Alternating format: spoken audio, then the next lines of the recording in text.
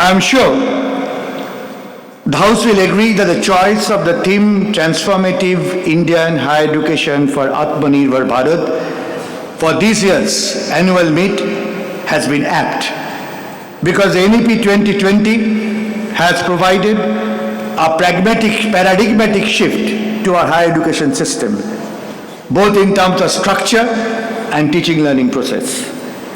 I shan't dwell on the structural transformation that our higher education system is about to experience, except to underline the importance of retaining the federal spirit and the socio-cultural pluralism of our body polity, while the higher education system undergoes a systemic transmutation. Instead, I will take a couple of minutes within the prescribed time limit that I have to highlight some of the crucial challenges that our higher education system is poised to face in the coming days in terms of teaching learning process.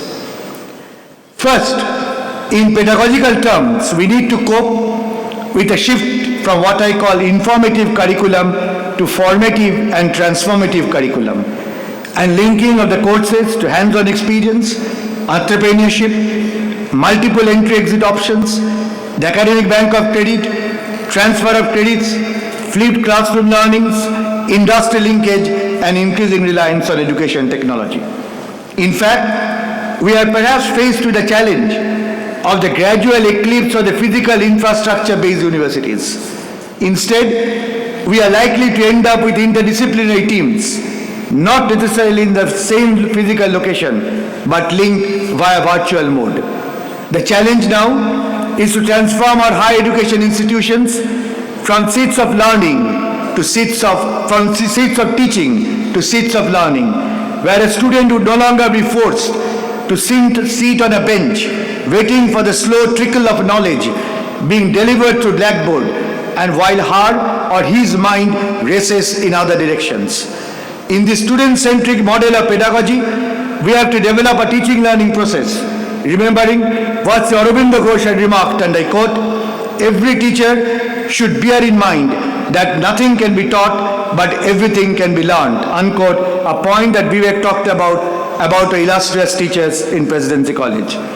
Secondly, fundamental reforms in examination system are called for.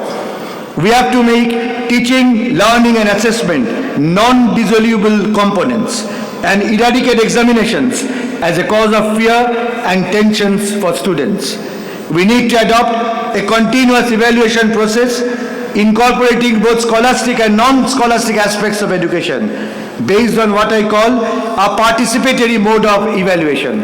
The NEP has thus called for learning outcome-based education and assessment, which underlines the significance of curating a clear picture of what is important for students to be able to do and organize the curriculum and assessment to make sure that learning ultimately happens. The other point of concern is the growing technological interventions in education and its impact on assessment. I particularly have in mind the disruptive impact of ChatGPT, which some experts may believe is basically high-tech plagiarism and a way of avoiding learning. But as Vivek reminded us, this technology has come to stay, and the question is, how do we meet this challenge? Vivek, you will be happy to know that the AIU has already constituted a working group to assess the importance of AI on the teaching learning process in the country, and we are already working on it. Thirdly, as the Indian higher education system gets into a transformative mode, it is imperative to think in terms of a new research agenda. Undoubtedly, compared to countries which won independence almost at the same time that we did, India's attainments in the realm of research has been extremely commendable. Yet it is doubtful if the fruits of our scientific discoveries are reaching the broader sections of the society. That is why, despite tremendous development of pharmaceutical research and industry, India still has a large number of children without basic vaccines. That is why, despite phenomenal rise of agricultural productivity, many in our country remain hungry. Again, although we have made significant breakthroughs in biotechnological researches, a recent study shows only 10% of the fruits of these researches directly reach the ordinary farmers. So, there is in India a fundamental gap between the knowledge produced through research breakthroughs and distribution of that knowledge, or what is called distributive justice, a point that the Honorable Minister of Education of Assam mentioned. To break this dichotomy, we need to ensure a constructive interaction between science and society. There has to be collaborative exercises between science and research institutes and universities. There has to be a greater industry-university partnership so that inventions become innovations. I'd also like to highlight a relatively new research agenda, and this is related to the growing concern with the decolonizing of the knowledge system. Colonialism in India did not merely imply economic and political domination, but it was accompanied by Western cultural hegemony, which resulted in a stultification of the indigenous knowledge system. The unfolding of this indigenous cultural and knowledge systems involves, as I see it, the making of space of non-dominant political philosophies and knowledge systems.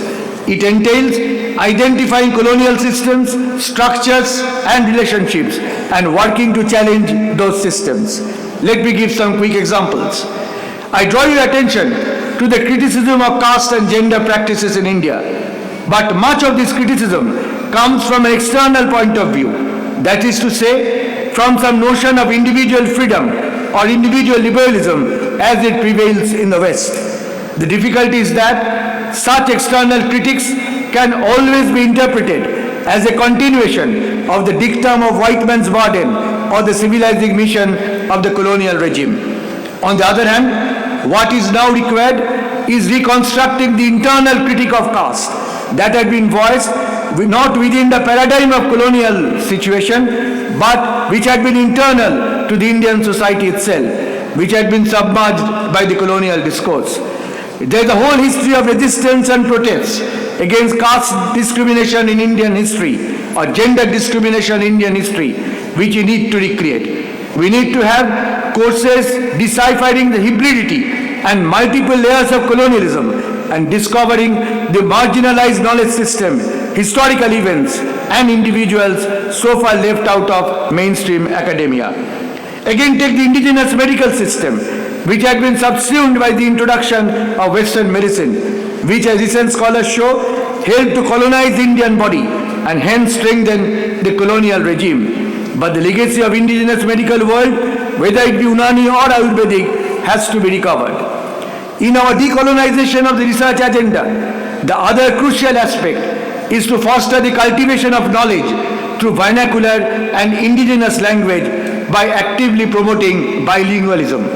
Our father of the nation, Mahatma Gandhi, underlined the importance of the pursuit of knowledge through vernacular mode, remarking, and I quote, "Our language is a reflection of ourselves, and if you tell me that our languages are too poor to express the best thought, then I say that the sooner we are wiped out of existence, the better of us," unquote. Echoing Gandhiji's critique of the blind imitation of the West, Gurudev Rabindranath Tagore also wrote, and I quote, "We in India must make up our minds that we cannot borrow other people's history, that if we stifle our own, we are committing suicide. When you borrow things that do not belong to your life, they only serve to crush your life," unquote.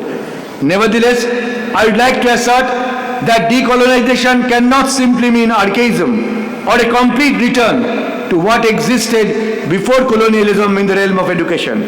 But we need to deconstruct the knowledge that had been transmitted through the prism of colonialism based on the methodology of learning to know and learning to think, taking a clue from the famous book Pedagogy of the Oppressed and other writers of the Global South. I am sure our universities have the capacity to undertake this task. And Vivek, I mentioned yesterday we had the very good news that Jawaharlal Nehru University has been able to break the traditional Western domination in the QS world ranking subject-wise. And the Vice Chancellor of Jawaharlal Nehru is here. And let me, on behalf of the AIU, congratulate her as well as her compatriots in the university, and happily Jadavpur University has also ranked either 1 or 2 amongst all the state universities in the country.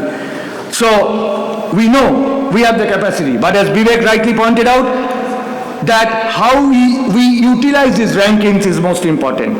And we do look forward to persons like Vivek to provide input so that the implications of the ranking can be utilized in a way that India's higher education system gains a new momentum.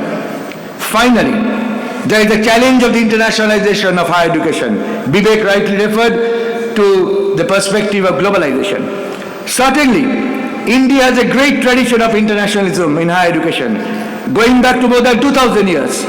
And I referred to the experiments in Takshashila and Nalanda. But today, when we discuss internationalization of higher education, we deliberate in a changed international context, resulting from globalization and inclusion of education as a service sector in the GATS regime.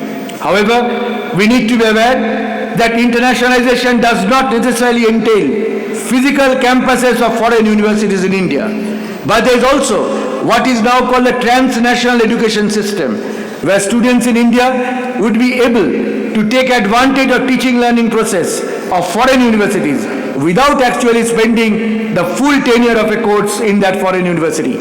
This system is being particularly promoted by British universities, and we need to take advantage of it. Yet, when we join the process of internationalization, we have to ensure that competition between national and foreign universities occur on a level playing field. There cannot be a situation where there is one set of laws for foreign providers and another set of laws for Indian institutions.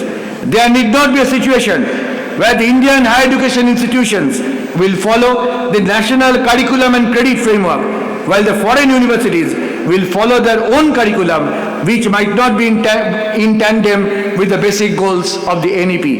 Internationalization of our higher education needs to be envisaged in the context of a cultural and social pluralism, which had been excellently showcased this morning by our colleagues and students from the USTM. And as well as we need to visualize internationalism in the perspective of striking a balance between tradition and modernity, and in consonance with Indian value and knowledge system.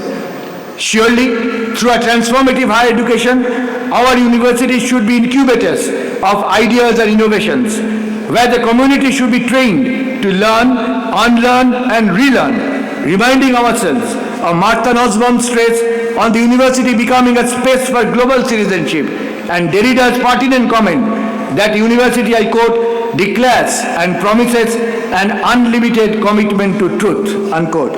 Not naturally, thinkers from Immanuel Kant to John Henry Newman, William von Humboldt to Rabindranath Tagore and Mahatma Gandhi had distinguished the modern university from its medieval forerunners by envisaging for such a university an autonomous place in relation to the emerging nation state. For a country like India, which bears a legacy of pluralism, multiculturalism and an assimilated civilization, a modern university needs to particularly nurture the spirit of cohesion, remembering Tagore's ideal of education as being mediated by empathy, compassion and training in critical inquiry. Recalling how Mahatma Gandhi had visualized education, seeking, I quote, a proper and harmonious combination of body, heart and soul, unquote. Or Swami Vivekananda's viewing of education, I quote, as the expression of perfection in man, unquote.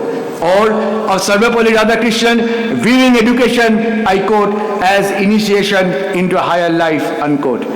Let me conclude that our higher education can really be in a transformative mode if our higher education institutions can link the knowledge system with the social needs and aspirations and not merely serve a global market-based knowledge economy. Only then our education system can contribute to the contribution of an Atmanirbhar Bharat. And this conference should be a site to deliberate how a transformed higher education can contribute to the process of making India a self-sufficient nation, particularly in a diversified way that our Honorable Education Minister of Assam pointed to, recalling Gurudev Rabindranath Tagore's immortal words, I quote, "We can rouse the best in others by means of the best in ourselves, and this best lies the welfare of both," unquote. Let this quote of Gurudev be the guiding spirit of this particular meet. Thank you very much indeed.